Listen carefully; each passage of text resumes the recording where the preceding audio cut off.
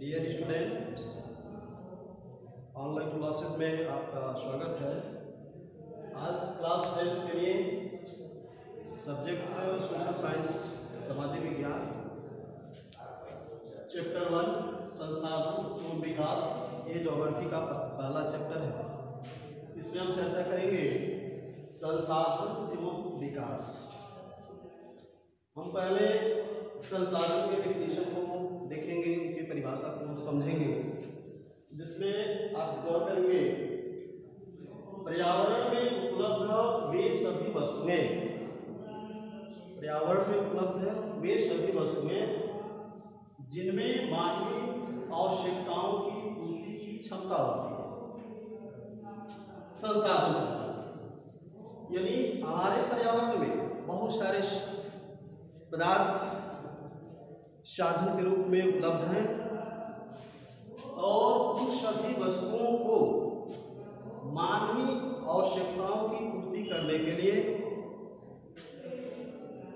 उसमें कुछ क्षमता होती है जिनको मनुष्य जो है तकनीकी के द्वारा उस क्षमता को विकसित करते हैं और उन्हीं वस्तुओं को हम संसाधन कहते हैं। संसाधन कई प्रकार के होते हैं। आपके पर्यावरण में हमें अनेक वस्तुओं के रूप में संसाधन उपलब्ध हैं। संसाधनों का वर्गीकरण अगले हेडिंग में हम देखेंगे। तो संसाधनों का वर्गीकरण विभिन्न पॉइंट के हिसाब से संसाधनों का वर्गीकरण किया गया है। पहला हम कर सकते हैं उत्पत्ति के आधार पर। संसाधन हमारे पर्यावरण में हमारे पास उपलब्ध है, तो पहला जो आधार है उत्पत्ति के आधार पर। इसमें हम दो तरह के संसाधनों का जिक्र करेंगे, जिसमें जैव संसाधन और दूसरा अजैव संसाधन। जाहिर है आपको पता भी होगा, पिछले कक्षाओं में आप लोगों ने इससे रूबरू हुए होंगे। जैव संसाधन का मतलब होता है सीधे जीव मंडल में से रिलेटेड है ये, यानी जिन पदार्थों में जीवन होता है, जीव सजीव होता है, उसे हम जैव संसाधन कहते हैं। इसके अंतर्गत जीव प्राणी, मनुष्य, वन्य जीव, वनस्पतियां, ये सब इसके अंतर्गत आएंगे। इन्हें हम जैव संसाधन कहते हैं। दूसरा जो है अजैव संसाधन, जिसमें जीवन नहीं होता, ऐसे संसाधन जिसमें जीवन उपलब्ध न हो, उसे अजैव संसाधन कहते हैं। अजैव संसाधन में चट्टानें, जल, ये सब अजैव संसाधन में आएंगे। खनिज तत्व आएगा, यानी जिसमें जीव न हो वह अजैव संसाधन है। जैसे चट्टानें हैं, खनिज है, धातुएं हैं, ये अजैव संसाधन है। दूसरा इसमें जो नेक्स्ट पॉइंट है समाप्यता के आधार पर, समाप्यता के आधार पर इसमें वर्गीकरण किया गया है, जिसमें मुख्य रूप से दो चीजें हैं। पहला है नवीकरण योग्य संसाधन। नवीकरण योग्य संसाधन अर्थात ऐसे संसाधन जिनका प्रयोग हम एक बार करने के बाद दूसरे रूप में, दूसरे तरह से उसका प्रयोग हम कर सकते हैं, अर्थात पुनः चक्र के माध्यम से उसे पुनः प्राप्त किया जा सकता है। एग्जाम्पल में सौर ऊर्जा, पवन ऊर्जा, ये जो संसाधन है हमारे नवीकरण योग्य संसाधन है। जल संसाधन दूसरा है अनवीकरणीय योग्य संसाधन। इसके अंतर्गत ऐसे वह संसाधन आते हैं जिसका प्रयोग एक बार करने के बाद हम उसका नवीकरण यानी दूसरा प्रयोग नहीं कर सकते। इसमें दो टाइप के संसाधन आएंगे, एक होता है पुनः चक्रीय संसाधन और एक होता है अचक्रीय संसाधन। पुनः चक्रीय संसाधन और अचक्रीय संसाधन। पुनः चक्रीय संसाधन में जल संसाधन एग्जाम्पल के तौर पे हम देख सकते हैं, और अचक्रीय संसाधन में जीवाश्म खनिजों को लेते हैं, जैसे प्राकृतिक तेल, डीजल, पेट्रोल, केरोसिन, जिसका हम एक बार प्रयोग करने के बाद पुनः उसका प्रयोग नहीं कर सकते, क्योंकि उसको बनने में काफ़ी टाइम लगता है। लाखों वर्षों के बाद ऐसे संसाधन पुनः आते हैं, पुनः उनका उत्पादन या विकास होता है। ऐसे संसाधनों को और नवीकरणीय योग्य संसाधन के आधार पर जो संसाधन है उसमें पहला है व्यक्तिगत संसाधन में क्या होता है कि मनुष्य के पास जो उसकी निजी संपत्ति होती है उसे हम व्यक्तिगत संसाधन कहते हैं। जैसे ग्रामीण क्षेत्रों में जमीन, जायदाद,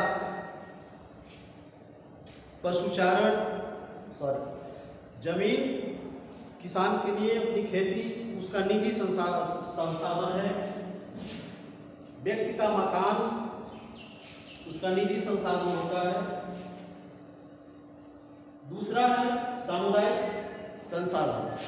ऐसे संसाधन जिस पर सार्वजनिक रूप से, सामूहिक रूप से सभी व्यक्तियों का अधिकार होता है, उसे सामुदायिक संसाधन कहते हैं।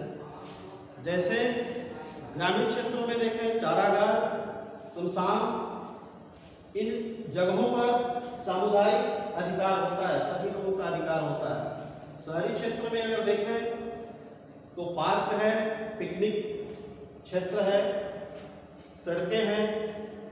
ऐसे संसाधन जो है सामुदायिक संसाधन के रूप में जाना जाता है।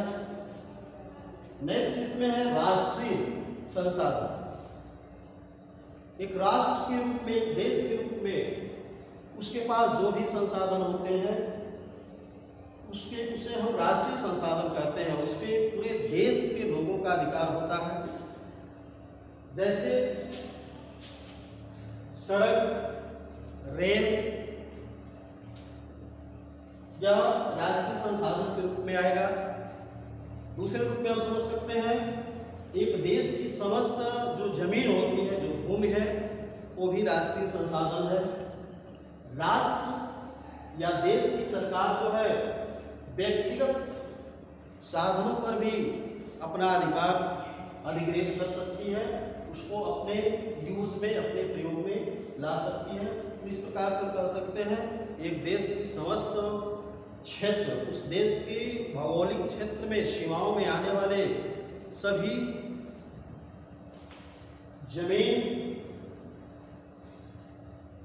ये राष्ट्रीय संपत्ति या राष्ट्रीय संसाधन के रूप में जानते हैं। इसके अलावा उस देश के अंदर जितनी जल संसाधन है, वन है, जल संसाधन और वन्य संसाधन भी राष्ट्रीय संसाधन के अंतर्गत आए। नेक्स्ट इसमें चर्चा करेंगे अंतरराष्ट्रीय संसाधन। अंतरराष्ट्रीय संसाधन में समुद्रीय एक माप है, समुद्री दूरी। राष्ट्रीय संसाधन में एक चीज मैं भूल गया कि महासागरीय क्षेत्र में अगर देखें तो 12 समुद्री मील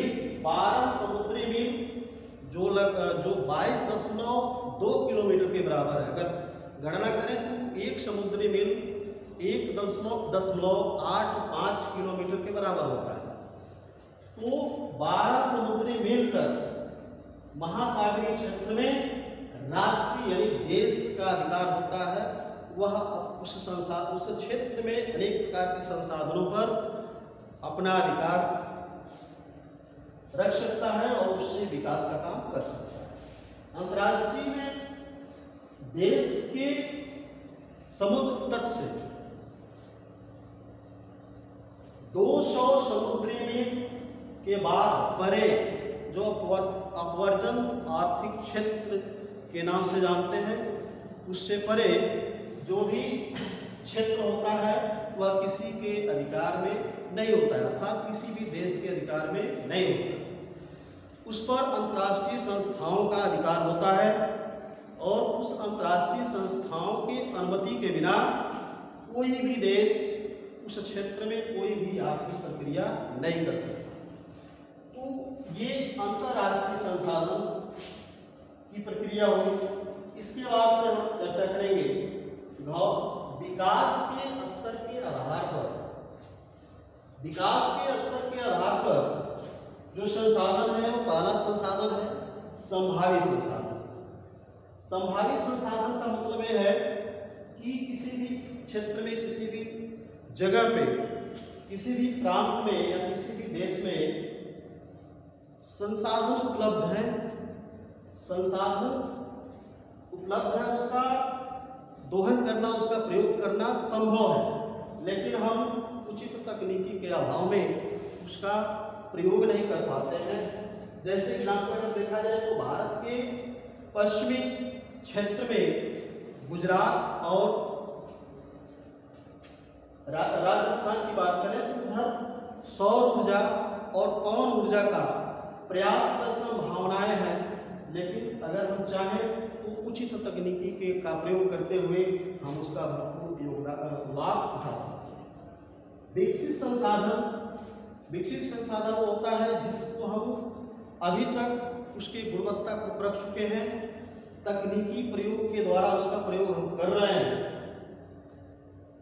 वह संसाधन जो है विकसित संसाधन के रूप में जाना जाता है।